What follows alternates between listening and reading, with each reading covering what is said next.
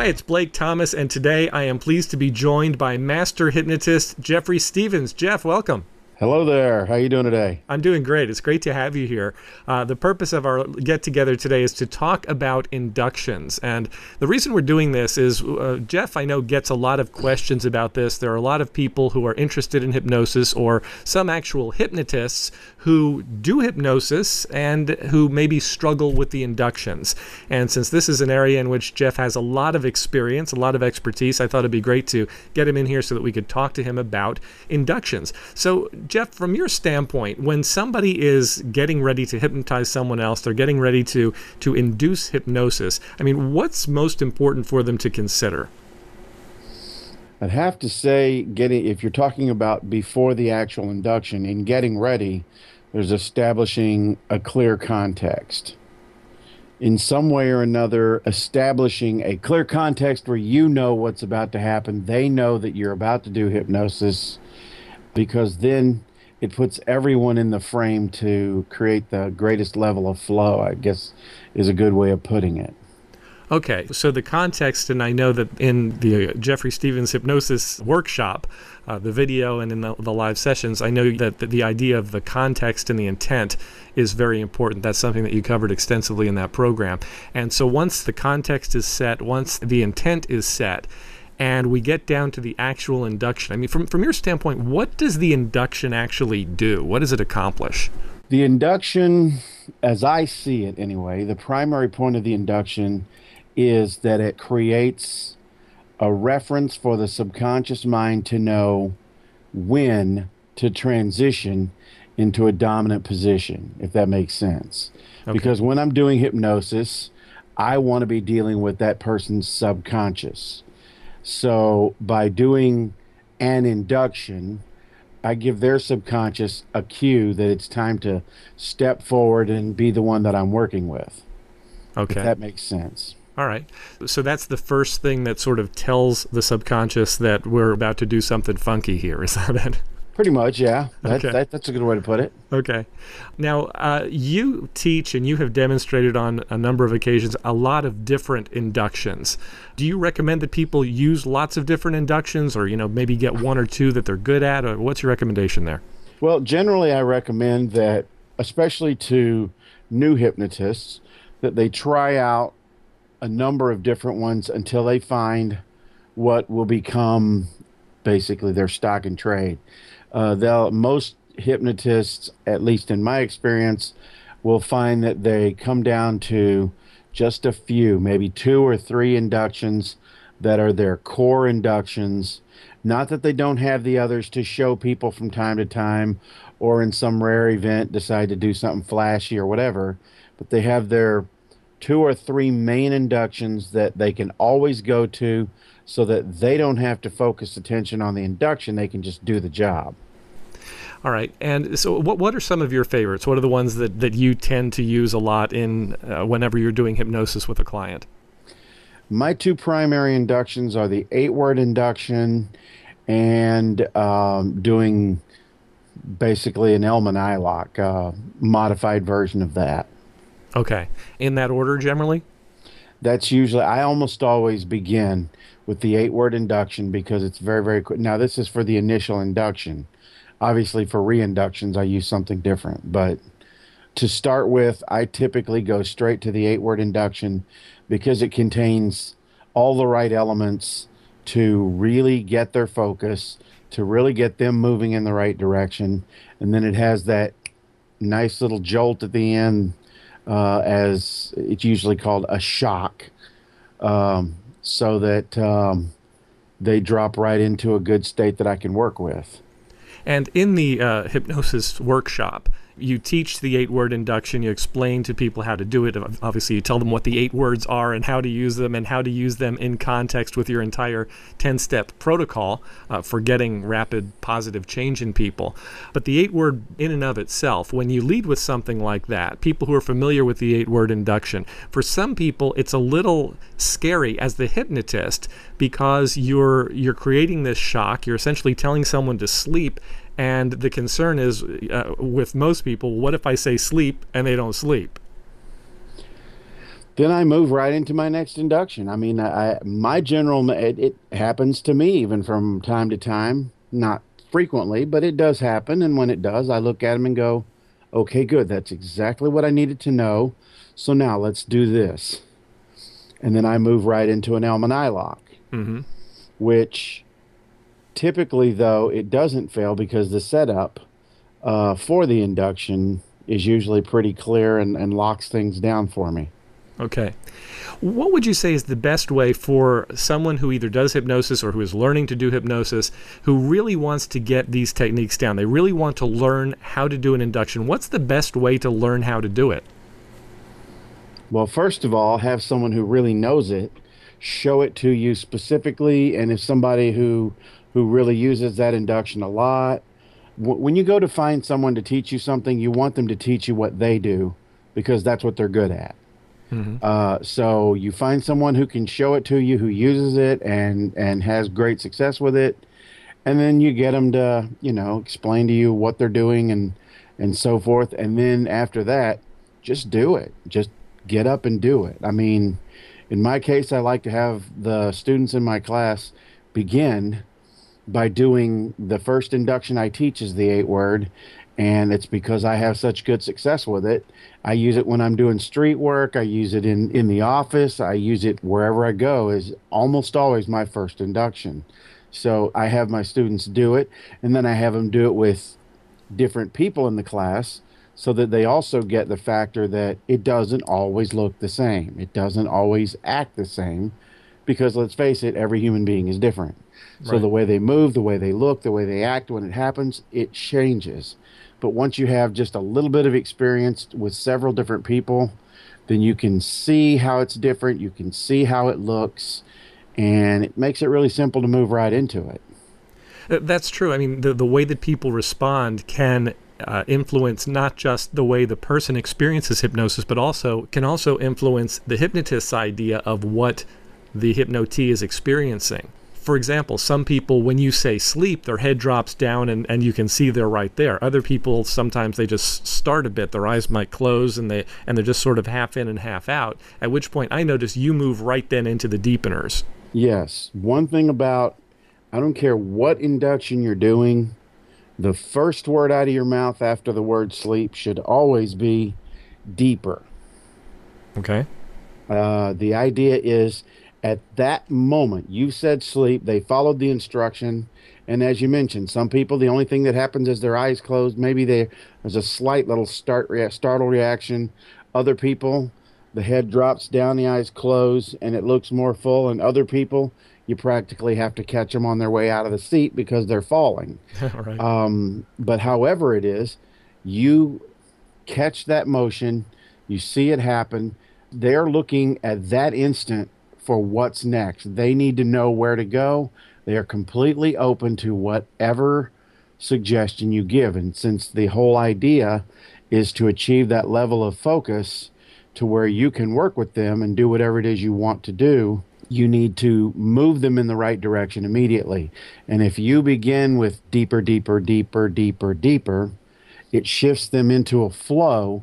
And from there on, you go through your other deepeners and so forth. Every step after that point is a continuation of the narrowing of the focus, or some people say deepening, which that's the term I'm using because it's the one everybody understands.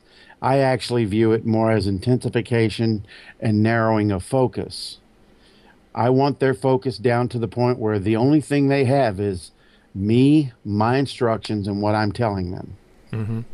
And so everything I do after the word sleep is aimed at that. It's aimed at the goal of moving them as quickly and easily as possible to that space where that's it. I'm their world. Okay.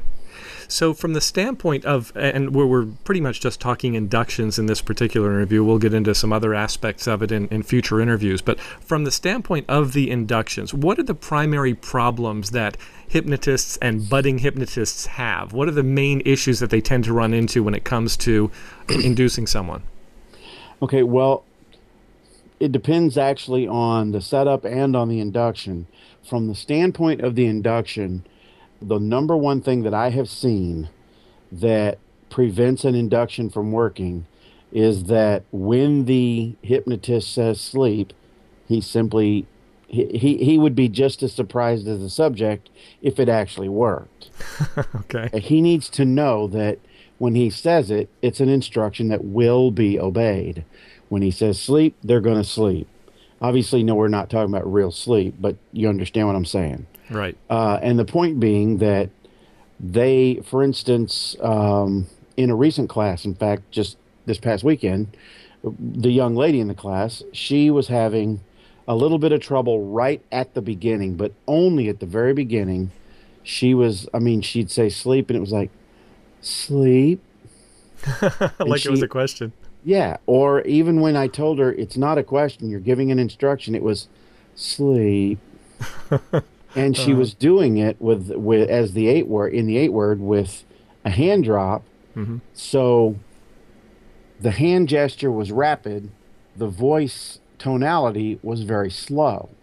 Right. So they were incongruent, and the subject was finding it very difficult to even follow the instruction because of the incongruency.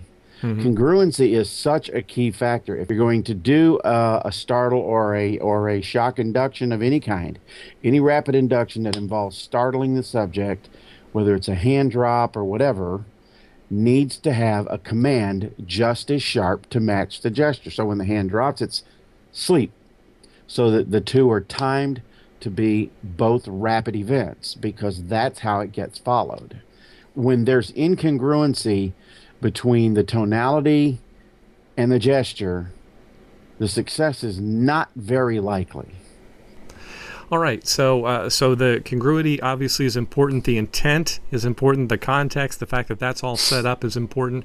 What are some other issues? I mean, it seems to me that particularly among new hypnotists, there's this fear of failure that maybe slows them down. Well, they worry about what happens if I do it and the person doesn't sleep. For one thing, well, anyone who's watched my course at all knows that my perspective on that is I don't care. Mm-hmm. It's, you know, it's either going to happen or it's not. And there can be plenty of reasons why it wouldn't. If you've done everything correctly up to that point, you'll almost certainly have success. But I think one of the biggest problems with new hypnotists is the overemphasis on the induction. They don't think their way through that this is going to be a hypnotic event that involves deepening and phenomena and post-hypnotic suggestion and et cetera, et cetera, et cetera. They don't think all that. All they're focused on is that one instant. And the moment they say sleep, their intent has run out. Now, it doesn't matter what they say after that. If your intent's run out, then you're not focused, so you will not be congruent from that point on. Mm-hmm. If you're not congruent, the whole thing falls apart. Right. So, I think, and that was something, and for the benefit of those who are listening to this who don't know what the situation is, I first learned hypnosis from Jeff at what is now the Jeffrey Stevens Hypnosis Video Workshop. I was at the live event, and I was actually there originally to man the camera, but there was an odd number of people. They needed an extra person to participate, so I ended up getting involved in this process. And I remember one of the first things that I did, and not knowing anything, I mean, literally walking into that room and not knowing anything about what to do or how to do it or what to say or what not to say. One of the first times that I sat down and I was opposite, I was going to be the hypnotist, the other person was going to be the hypnotee. I think back on it now and I cringe, but I just looked at the person and I said, well, this will be interesting. I have no idea what I'm doing. And I thought, in hindsight, what a terrible thing to say to somebody who is about to let you into their heads, let you into their brains. Oh, I don't know what I'm doing. Oh yeah, go right ahead. Fortunately, I think I was sitting opposite a somnambulist who wanted good things to happen, and as a result, it did. But I think one of the things that I learned from that experience was that when I would say sleep, and I would get some sort of indication in the 8-word induction, I would say sleep, and I would get some sort of indication that maybe they were about to sleep, or maybe they were kind of faking it or something, or I wasn't quite sure. The first time or two I did that, it really bothered me. I'm like, oh, is this really working? Is it really not working? And when you're thinking that sort of thing, it's kind of hard for anything to work. And I think what I realized subsequently in going through the rest of the course is that, yeah, that induction just basically sets the stage, but if they're not completely there right when you say sleep, it doesn't matter. Even if they're kind of pretending when you say sleep, it doesn't matter, because if they've got their eyes closed and you get into those deepeners and you're saying deeper, deeper, deeper, and then they're actually taking themselves deeper or taking them more into that intense, focused state, at that point you will get there.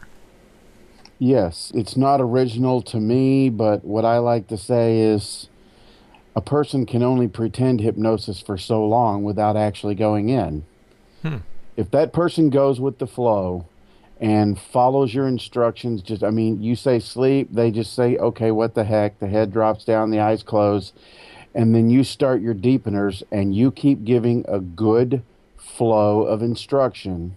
You end up with that person deep in hypnosis anyway, most of the time, because they can only follow the instructions. All your instructions are leading to your intent. And if your intent is that hypnosis happen, it's going to happen as long as they are following those instructions. Right. I've had people say, you know, I knew at any point I could just raise my head and say, okay, it didn't work, but I don't know why, but I just didn't want to do that. And I said, I know why. Because you were in hypnosis. Right, yeah. I mean, that's ultimately the goal, isn't it? But more often than not, you know, they go along for a while. I've had plenty of people say, you know, I played along, and then it's like you got to this point, and then I have no idea what happened after that. I can't remember a thing. So it's like I say, it's a matter of, and again, looking back on the hypnotist side of this equation, if you are viewing the induction as the event and the rest of it is something that's going to get added on, then you're kind of stuck the moment the induction's over. And you need to view, this is the intent part of it, having your intent be that the hypnotic event include everything from asking them to sit down or whatever, all the way to waking them up and having them feel really great. There needs to be a flow. If you have the flow, people will find it very difficult to just play along and not actually go in. Right. You know, one of the things that people have found extremely helpful about the workshop videos themselves, and one of the things they found most beneficial about it, obviously, for most of the program, you're basically teaching us how to do it, telling us what to do, how to do it, and all that sort of thing. And then we actually get to see you doing it. We get to see you take someone through the entire process of well, I won't get into your 10-step process. People, I'm sure, who have those videos are familiar with the 10-step process. But to see you do it from start to finish really puts everything into context. And so for those who already have the Jeffrey Stevens Hypnosis Workshop, they know what I'm talking about. You get through that whole thing, then they see you do it with someone. They see you take each person through each step, and it makes it 100 times easier to visualize themselves doing it. I know it was that way for me, and I know it's been that way for others because other people have commented that that's the case, that when they see you do it, it makes a whole lot more sense to them. So for somebody who really wants to learn how to do maybe a number of different inductions, so that if they're not thoroughly comfortable with the induction they're currently using or the inductions they're currently using, maybe they could add a couple more to their arsenal. And if they wanted to learn it from an expert like yourself, see someone like you doing it, and they can't afford to fly you to wherever they are which would be nice. Yeah, because I know you like to travel, all right? But if they can't afford to do that and they wanted to actually see you do it, you have now come up with a new solution for them. Is that correct? Yes, it's a short collection of several inductions. I forget how many there are, 5, 6, 7 of them, but they're also each one done with several different people so that they also get a perspective of how it looks different with different people. Mm-hmm. And they can also see exactly how to do the inductions. And they can also probably will notice fairly quickly that sometimes the timing changes and there's other little changes, and they occur because at that moment I'm watching the subject and I'm determining what needs to be done right then and there. But at least it increases the number of things they have to work with. And honestly, I still say with every hypnotist, try different ones. You may have been doing the same induction for forever. I actually train a lot of hypnotists right here when I do my local trainings, because people fly in, they say, I've been a hypnotherapist for years and years and years, but I only do the slow inductions. I've always heard that the rapid inductions are not good for during a session, et cetera, et cetera. And then I've decided to try different. So I've come to learn. So I teach them how to do the rapid inductions and then how to apply it and so on and so forth. But even I myself, from time to time, use a different induction. If I actually see somebody do something that I really like, or and kind of because I play in my head a lot, if I come up with something that's totally different from anything I've ever done, I may just test it out on the next person through. Now, I know some people say you shouldn't be testing things on a paying client, but I know the client's going to get the result they want. That's what they're paying for. Mm-hmm. So I have no problem with trying a new induction on them to see if I like it better than what I've been doing. Well, plus in my case, I also have the advantage of being able to find plenty of people who will sit down and say, sure, go ahead, play with my head. So, and also, I mean, from that standpoint too, I mean, the reality of the situation is that any profession at all, whether it's a medical profession or whether it's a legal profession or whether it's hypnosis as a profession, they're all referred to as practices. It's a medical practice, it's a legal practice, it's a hypnosis practice. I mean, we're all practicing all the time. Doctors, surgeons, each surgery they perform, they're practicing. They're doing what they do, and they're getting better at it each time. And it's really not different for hypnotists. And when you know what you're doing, you can experiment and play around and try different approaches. And as long as you're getting the desired result at the end, that's really the most important thing. All right, so basically what you've done is you've put together this series of induction videos where it demonstrates you performing several different inductions on a number of different people so that people can get a feel for how it works in the real world. When you're actually face-to-face with someone and you're doing an induction, what types of responses you can generally expect to see. And by seeing lots of different inductions done with a number of different people, it does give you that variation of a response, and you get to watch it and say, oh, okay, that makes sense, or this is what I should do in this situation. For example, I noticed in watching these videos that we're talking about, there were a couple of excerpts where when you would give a sleep command, that if the person didn't seem to be going right as deep as we might like right off the bat, there were certain things you do. There were some things that you would do with your hands where you would actually physically do some things to get them to go in deeper. There would be things that you would do as far as leading them through what you refer to as the simple deepeners to get them going, and just sort of the rocking type of things and some different things that you do in the videos that make it just really clear and easy and simple to understand when you're watching it. Right, and there are just a number of little things you can do on the fly that intensify what's going on in the subject's head at that moment, that's your job. You're supposed to intensify it so that they can focus more on you. So, yeah, I on those videos, there's demonstrations of a number of little things that can be tried. Some people don't like to be rocked, so you determine that pretty quickly, usually because they start resisting you.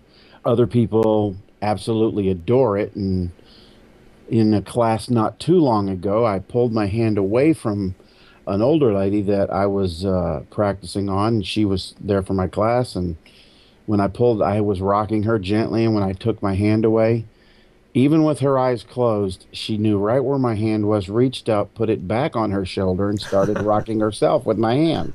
That's funny. And so I just took over, she said it made it the most amazing experience ever. Wow. So, nice. I mean, it sounds strange, but people do a lot of weird things in hypnosis. I've had them do everything from cough and burp to laugh to actually had someone deep in hypnosis one time conversing with a friend of his that was sitting a few feet away, and he kept stopping, or he kept just blurting out little comments about, this is awesome, you got to try this, this is amazing, you really got to try this. Yeah. So wow. But there are little things you can throw in that follow the induction that get things moving in that direction a little bit faster, a little bit more intensely. Yeah. And the videos show several of those. Yeah, it seems to me that for most people who are doing hypnosis or who are learning to do hypnosis, this is an area that they want to get right. They want to be able to pull off their inductions credibly. They just don't want to come across as as somebody who doesn't know what they're doing. And I think that by putting together the series of videos and by watching the videos, it really allows anyone to feel much more comfortable with the idea that they can do this.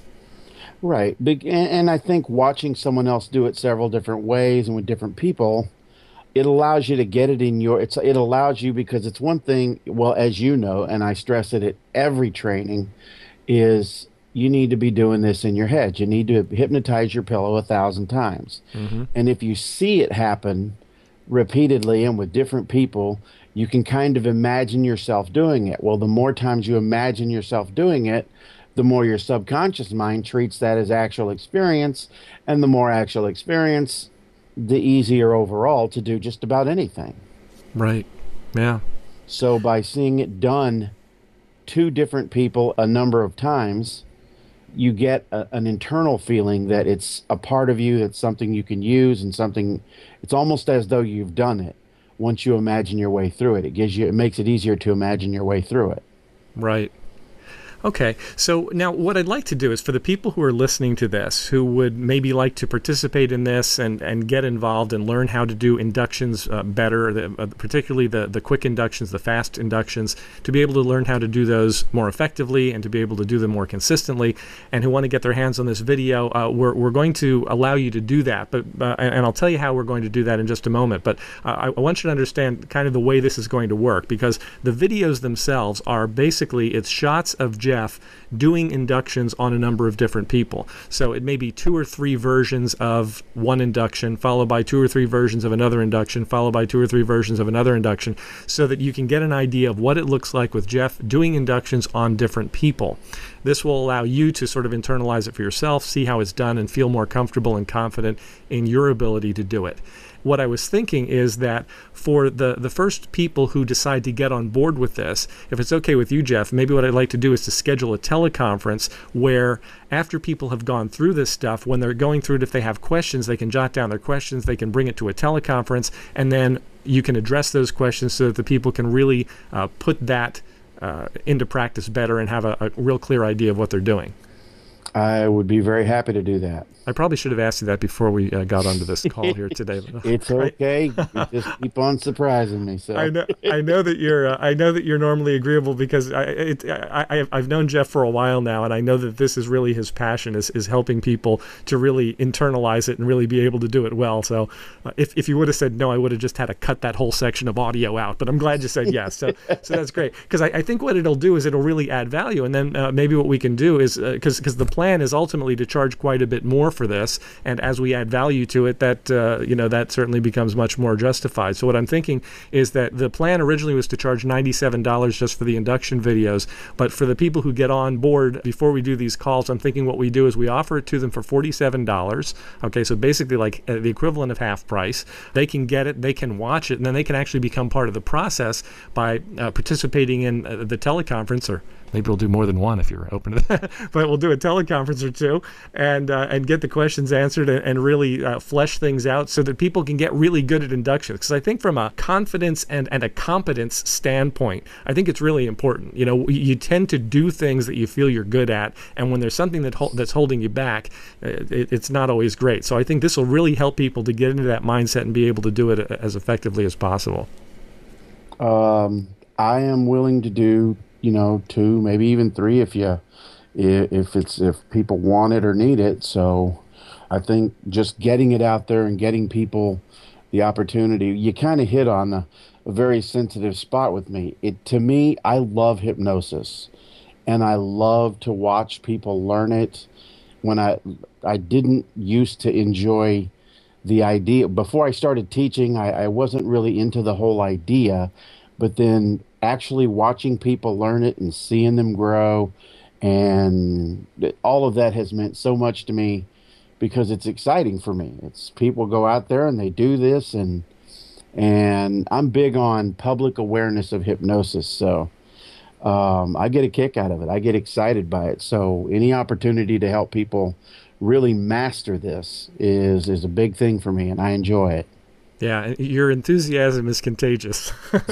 Speaking as the cameraman, the cameraman at the hypnosis workshop, and now actually doing this. And full disclosure, I ran the camera. I'm also Jeff's affiliate manager, but in my role here, I feel more just like the hypnosis student. Learning this, and it's very exciting too when you see this type of thing and something clicks in your brain and you go, oh, okay, I get it, now I see how that's supposed to happen. Because sometimes when we're learning it or when we're trying it out, there's something that we're missing, but you get that third person perspective where you see someone who is really a master at this doing it, and it really makes a whole lot of sense. So that's great. So if you're into this, if you would like to get access to this, what I encourage you to do is to get on board with it, because this particular discussion that we're having here, the recording of this is not going to be available for a long period of time, because at some point these teleconferences that I'm talking about will have happened, and then the discounted pricing that we're talking about will also be out the window. So if you don't want to miss out on this, I would encourage you to get on board today. You can get access to these induction videos, and here's something else, and I did actually check this one out with Jeff in advance, so I'm not going to totally spring this one on him ahead of time. But in addition to the induction videos that we're talking about, you actually did 2 complete start to finish change work sessions. Yes. Where you walked people through your entire process for hypnosis. You did a stop smoking, and one was for a guy who wanted to be able to bring his passion to his music. He was a musician, right? Yes. And he wanted to be able to instill a certain sense of passion whenever he went on stage. Was that was the gist of it?